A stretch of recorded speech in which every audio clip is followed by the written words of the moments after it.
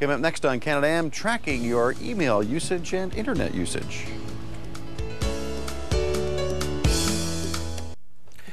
Welcome back. Big Brother could soon be watching you and your computer. The federal government's proposing a law that would allow it to track your web activities and your email. So obviously it's causing a great deal of controversy, especially over the issue of privacy, which is something that comes up whenever we talk about the web.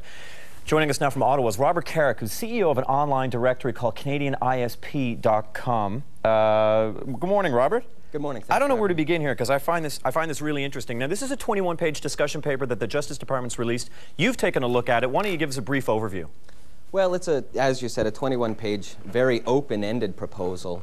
But basically, the Justice Department of Canada is looking at passing laws that would force internet service providers to either store and track all of their users' internet activities, or have the ability to store and track all of their internet activities. From email, news groups, internet access, chat sessions, everything that you do. Now, they're asking internet service providers, the people who, you get your internet from, you pay, they're asking them to cooperate and volunteer this information. Is that how it works? The law would actually force them to have at least have the equipment in place to be able to store and track. What's their motivation here? Well, it would be anything from, stopping child pornography, which of course has really run rampant due to the internet, terrorist activities, anything that is, of course, breaking any existing laws. So, I mean, those are all good things, aren't they?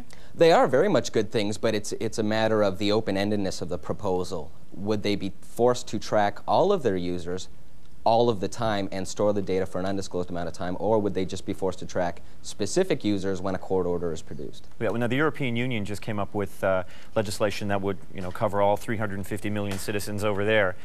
And from what I understand, they would be able to hold on to that information for only a limited amount of time. The government can only look at it for a limited amount of time. So there's nothing similar being proposed here? Well, that's it. It's the open-endedness of the proposal, and one of the big items that leads to it being the exact same way is a protection order. When a protection order is served, all existing data on a specific person or person's activity has to be stored and kept, period, which means existing data.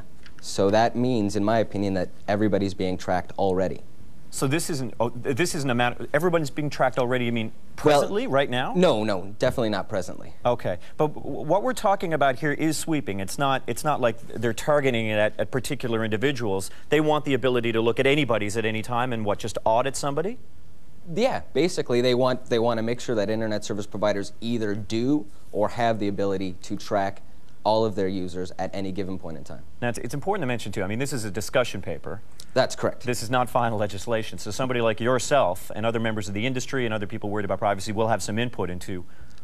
Yes, the government is actually the Justice Department is actually asking for comments from anyone in reference to this proposal. They would like to take it to legislation either the end of this year or the beginning of 2003. So, Robert, how do you find the balance then between, I think the good and proper motivations, as you mentioned earlier, about child pornography, terrorism, security, allowing the government to be able to impede those things, and at the same time looking out for citizens' privacy? Well, then you do like any other search and seizure or phone tap. Probable cause has to be actually found. A court has to issue a court order, and then you can begin tracking. So that would be the balance that you would look for? That's, what I would like to see. I don't understand why this search and seizure, which is basically what it would be, should be different from any other existing Canadian law. Is there any proposal to have a watchdog or an an ombudsman who would be able to ensure that people's privacy was looked after? It doesn't really state in the proposal, but of course that would be something that would have to come, basically police the police. Police the internet service providers, make sure they're not abusing the authority that they now have to search, to track, and store all of their customers' data. That data is very valuable data to marketing organizations. Anybody that could get their hands on what people are actually doing on the internet can make a lot of money with that information. Well, lastly, I just have to ask, too, I mean, not to be flippant, but let's say I accidentally go to terrorism.com or something. Is there any way that I could go back and just, volunteer, say, hey, listen, that was a mistake? Or at least be able to talk about the accuracy of anything that they may have? Well, and things like that happen all the time. A simple, if you misspell NASDAQ.com, you don't want to know where you're going to end up. And unfortunately, it's been something that I've done and something that I've done at the office. Robert, we'll be right back. Thank you very much for joining us. Thank you.